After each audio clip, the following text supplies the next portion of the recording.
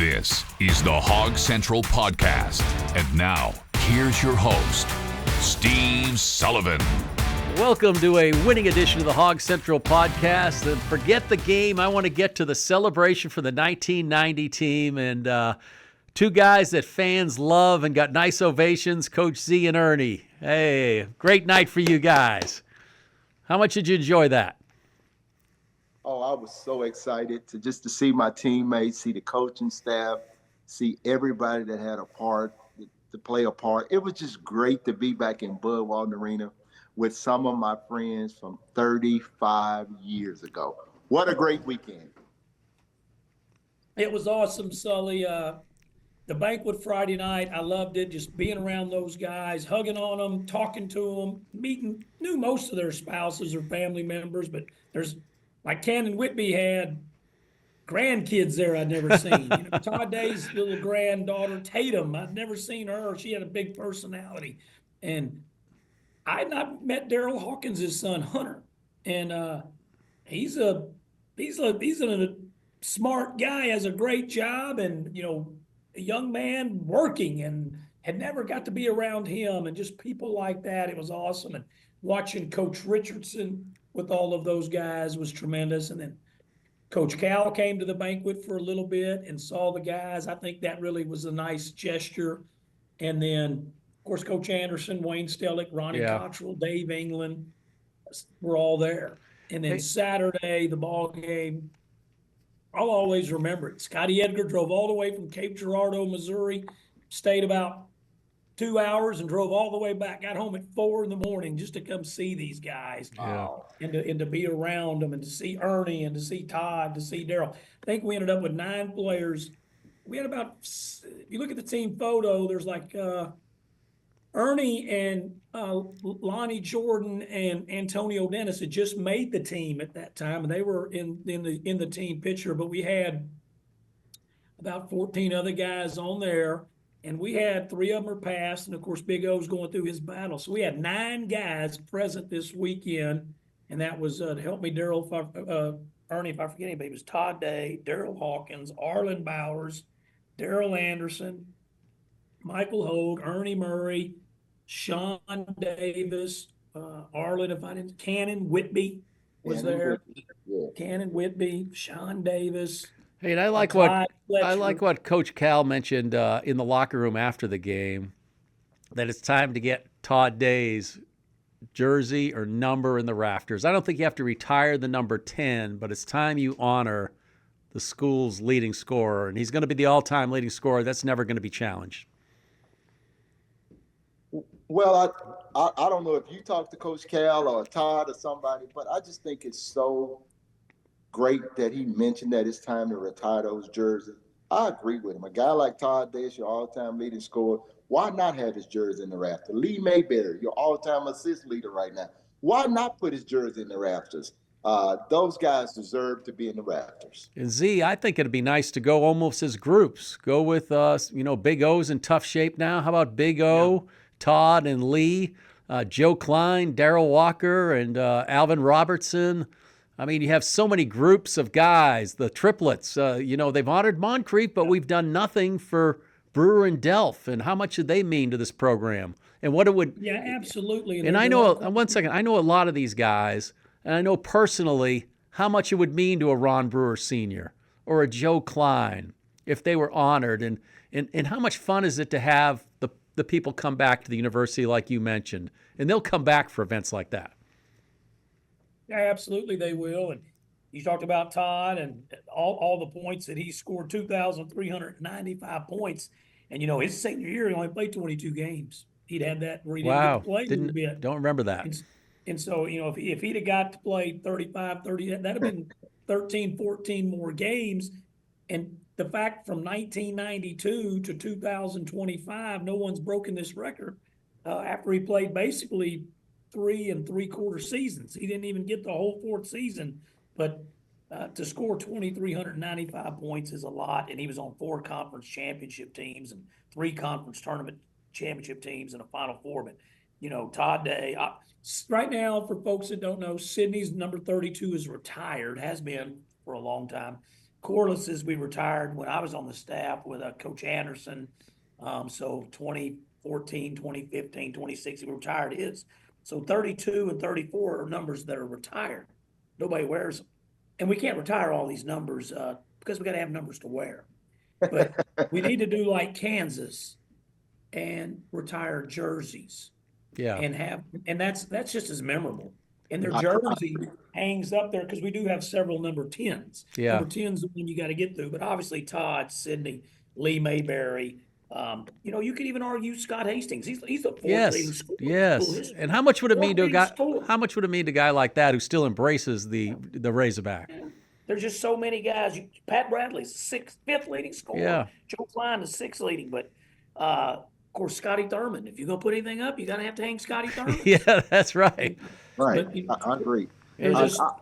I just think about 15 or 20 that we could do really quick. Hey, think about this. You have the I'm not going to throw any shade at any Laker fans, but the most historic basketball franchise, the Boston Celtics, have retired more numbers than any franchise in pro sports, and they seem to be doing fine.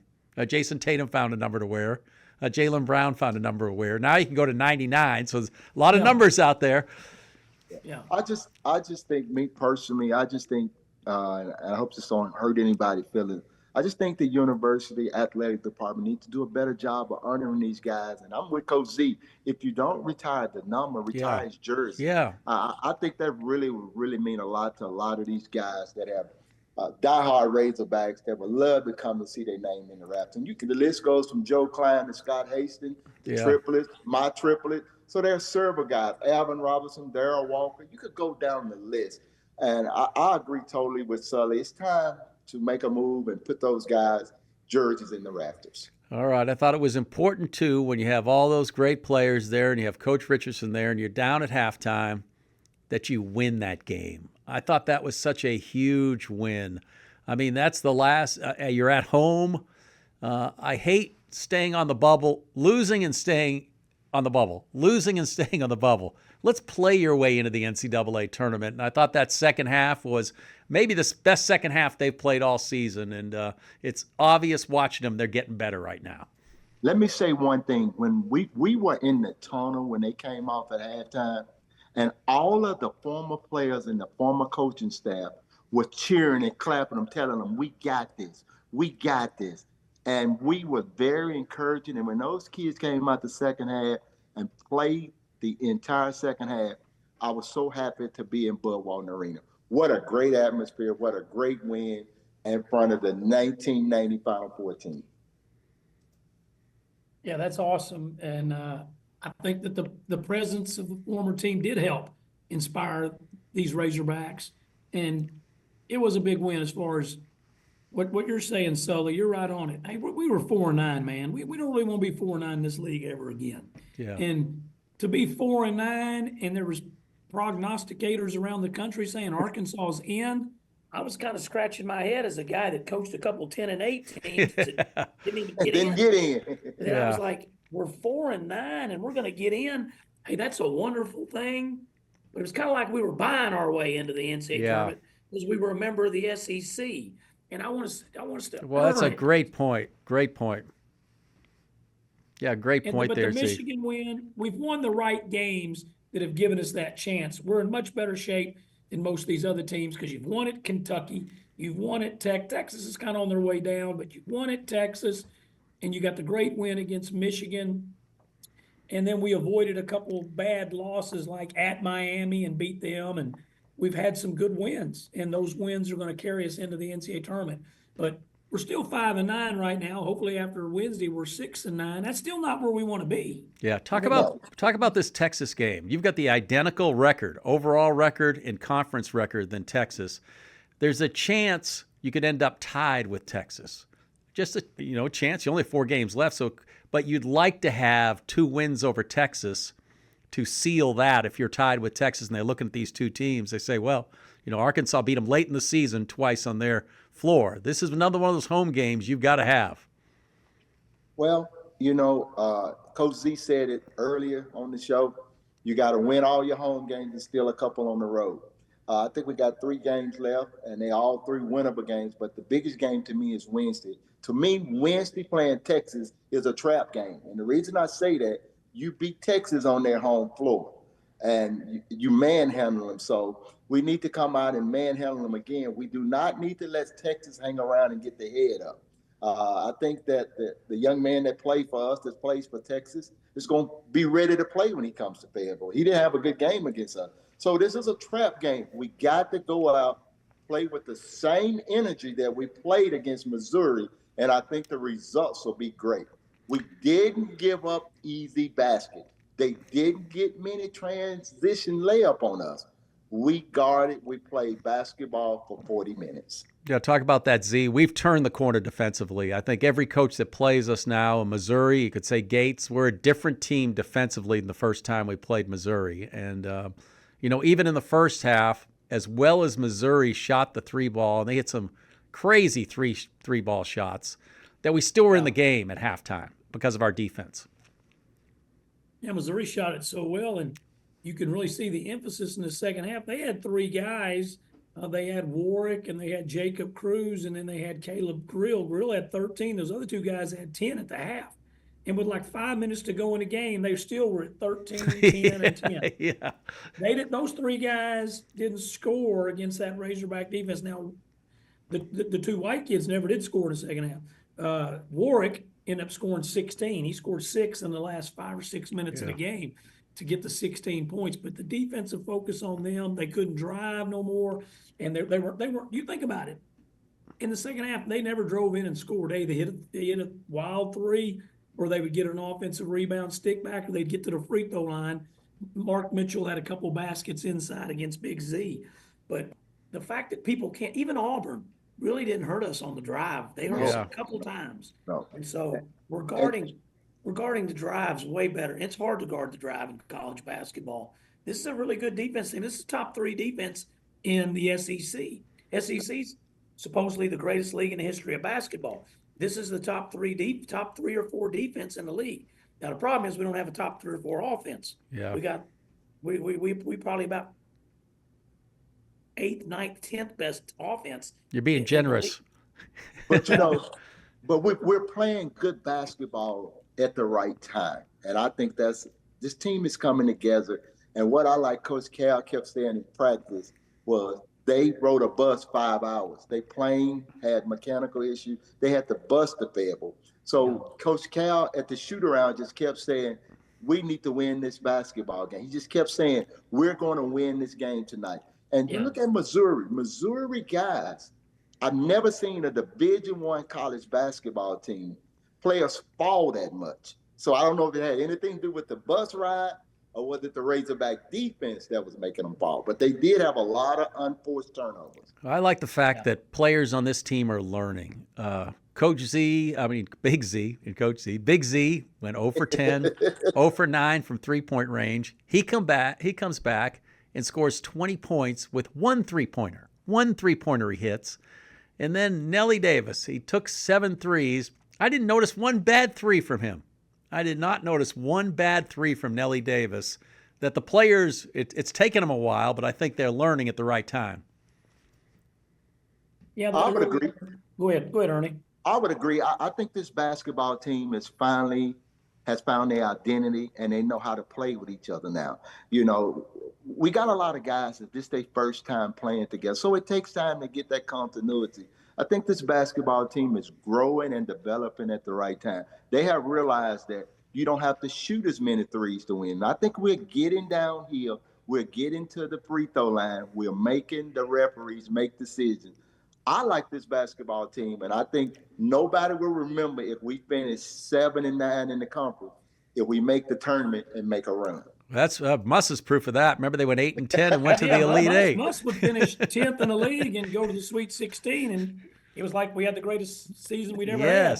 So our fans are about the run, and I'm old school, so I still like winning those conference championships, and Cal likes winning them too. Yeah, he's won a bunch of them, but you can still win the conference tournament, which is a big, big deal. It's a huge achievement. We've only done it one time. That is crazy. Yeah, one time. We won it in the Southwest Conference almost every year at the end. Nolan Richardson won the last 3 Southwest Conferences tournaments that Arkansas was in. Ernie was a part of a couple of those. And you have to feel like that this team hitting all strides could go to Nashville and have a chance to win it. And we should be very confident going in there, Ernie, because these last 5 games, you're talking about Missouri at home. We just beat them. You got Texas at home.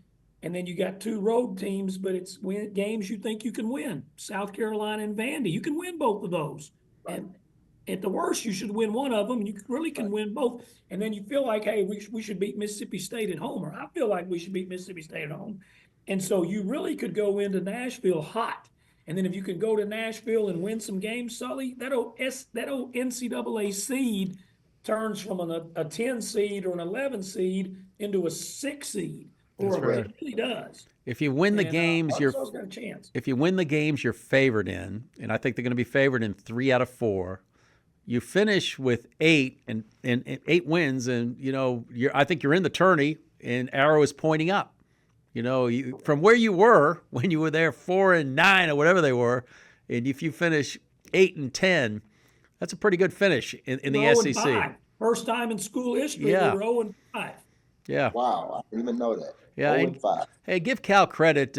He has not given up on one player on that team. I was listening to the coach's show, and he was even, talking about Trevin Brazil, who's only given you moments here and there, about how he's got to give us more moments. He's not given up on any of those guys. I mean, Adu went through a stretch where you could have discarded him. He had some huge defensive rebounds the other night. And you're going to need him because you're going to have a situation like Thero going out in the second half of that game, last 10 minutes, and you got to play Adu more. Well, and that's what Coach Cal was talking about at practice. He was encouraging. He kept saying Brazil need to have a big game tonight. Thero need to have a big game. Adu, he just kept pushing buttons, and I like that because as a coach, you don't know which guy's going to play well for you tonight. And I think that goes back to when coaches are successful. They never give up on players. They may be disappointed, but they just keep pushing and keep plugging. I think Coach Cal has done a great job with this basketball team. It's making them believe. And it looks like they have finally turned the corner for him. Yeah, and he's all year he's pumped these guys up, and he's been a pretty positive coach. I know sometimes any coach you're gonna get frustrated with some things that are happening, but he stuck to this 9-man rotation. You lose a guard. We struggled a little bit without him, but then we got going without him and playing our best basketball. We might have achieved that. We might have even achieved higher with Boogie. But you're down to an 8-man rotation. Those 8 guys have done a good job staying healthy. None of them have been hurt. Even Jonas Adu has stayed out there. He's not been hurt again. And so, you got a chance. And Florida's sitting here, second best team in the SEC, and they're doing it with 6 guys right now. Yeah. And so, Wow. you don't need 9 or 10 guys. And so depth's important. You just got to, hopefully you don't have any more injuries. We do need more from Trevin. Everybody that played the other night had a positive plus minus. He was minus 12. Yeah. And no one else was even minus 1. That's not all on him. There's 4 other guys out there when he's playing, right, Ernie? But That's correct. Trevin's got to do a little bit more, and he can do more defensively, I think. And if he will sprint and run that floor, he can eat in transition. He did That's that. right. And he got that lob. He got that lob and that finish in Yeah. the second half. If he will sprint and run, he will eat up different things, whether it's I was just a going to loose say. ball or whether it's a lob or whether it's a guard attacking in transition and misses and he gets the rebound and finishes. But he needs maximum effort all the time that he's there. And he can help this team. This team's going to make a deep run in the NCAA tournament or in the conference tournament. Trevin Brazil can really help. I agree with Coach Z. Trevin Brazil just needs to get his motor, turn his motor up a little bit. Yeah, He has spurts where he play and then he don't play. But I got to give this team one thing that I really like. They were so nice to the former players. We met with them individually, and they were saying, yes, sir, no, sir. Remember now, some of these guys are high majors, but they were very, very good kids. And I was very impressed with how they act and how they responded to us. That really made us feel really welcome. Hey, you've noticed it this year with especially the two freshmen. They could feel, they're 5-star guys. They could feel like they should be getting more minutes, but both of them have earned their time the blue-collar way with defense. And how good have those two been, Z? Carter Knox and Billy Richmond. They've taken this team to a different level. Yeah, both of them have. And, Carter the other night played 36 minutes. Now, I do think Billy's minutes probably will continue to go up. There's times he plays 25 minutes. The other day, and Billy got in a little foul trouble. The other day, he played 11 minutes. Yeah. We need Billy out there more than 11 minutes, but part of that was the issues he had with the fouls. Both of them are great. Both of them are going to have a chance to be 4-year players here. Carter, maybe not a 4-year guy, but hopefully 3, a minimum of 2. And so they both play hard. Carter has found his shot. He's now hitting mid-range. He went off the dribble against Texas A&M, went all the way to the basket. He went from the wing, shot a pull-up free throw line jumper. Carter's doing more and more things offensively. We know he can shoot the ball. He's a very good foul shooter. And Billy's just high energy, fly to the basket, and guard the heck out of you. Carter's a good defensive player. So we're not going to win much without those two being outstanding.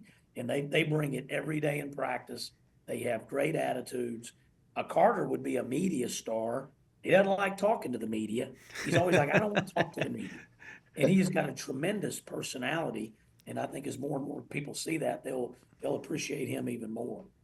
Yeah, I was messing with Billy, and I told him, I said, you could play on our 1990 team just because of your energy and how hard you play. He told me, thank you so much. I really appreciate that. And he's a high-energy guy, smile.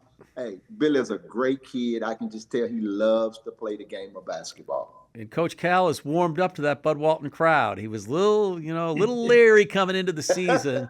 But these last couple of home games, I think he's been way impressed. I mean, it's he's made a point each time to point out how much, even in the Alabama game, how much the crowd has meant to this team. Well, you got to give Bud Walton credit. That place was rocking Saturday. I tell you what, and I want to say when we made that run and they got the crowd in the game, and I think those kids fed off of the energy. And that was one of the things we visited with the players about. If you get going, that Bud Walton crowd is another factor that a lot of teams don't have. I mean, our fans really get into it. And we told our kids, when you got the pedal on it, mash it down to the floor. Hey, just keep playing hard and keep doing the thing. And I thought the crowd was great, and I think the kids fed off the crowd, and I think they played on a little emotions for us. And I hope they play again Wednesday like that. Coach Cal said he wished we could come back Wednesday if they're going to play like that. So I thought that was neat for him. I didn't think they could ever score 51 points and a half, but they proved me wrong. And one point about that game, too, was Missouri came into that game one of the best in the country in getting to the free throw line and the best in the SEC. And we beat them by going to the free throw line, Z. Yeah, we beat them. We shot 37, and they shot 17. They got a little Bud Walton. Missouri couldn't get to the line. And I know, I think Coach Gates, who's done a good job there, they were really bad last year. Yeah. 18's pitiful. That's just pitiful. And this year they're now 20-7 on the season. He's done a really good job coaching them. But early, I've seen games where he doesn't get on the officials, not a word, get Dennis Gates. But early, 2 to 3 minutes into the game, he was already starting to chirp at them. I think he knew I'm about to get Bud Walton arena right here. And he did. And it had to do with our guys being aggressive, and they were driving. The referees weren't leaning to our way. We were just the more aggressive team, but they couldn't get to the line. They had stretches where they didn't shoot any. They ended up shooting 17. They shot quite a few of them late in the ball game. And you're not going to win in Bud when you make 13 free throws, which is what they did, and we made almost 30. Wow, I didn't know that. Yeah, we were 28 of 37. So oh my goodness, we shot 37. They shot 17. You're not going to That's the ball game. That's the ball game. That's the ball game. Yeah. All right, hey, want to thank you too. You're lucky that it was a 7-point game with those kind of numbers. It could have been Hogs could have really smacked them. Hey, I want to thank you two, and it was obvious on Saturday that you two are fan favorites there. They love Z, Mr. Basketball, and they love the walk-on from Wabaseka, the Ernie Murry. But fun watching you two get out on Saturday. And thank you for joining us again for this podcast. And let's get another couple of more wins. Let's get this thing rolling, baby. Yes, we need 3 more. All right, Z, will you take us home on Wednesday, all right? Now we're going to bring you home. We're going to get a good win. I know you guys will be watching, and looking forward to another fiery crowd at Bud Walton. Take care of business and beat Texas. Yeah, another 8 o'clock start. Then next week, 9. What are they doing to us? I mean, these 8 o'clock. I'll tell you what that is before we go. That's the Coach Cal effect. His games are going to be 8, 9 o'clock. They love to get him on those late games. It's been that way all season. So we blame it on him. All right. We hate to cut them off, but we exceeded our Zoom limit. Thank you for tuning in to this edition of the Hog Central Podcast. Hey, don't forget to like and subscribe to the Hog Central Podcast. New episodes drop weekly on YouTube, Apple, Spotify, and wherever you get your podcasts.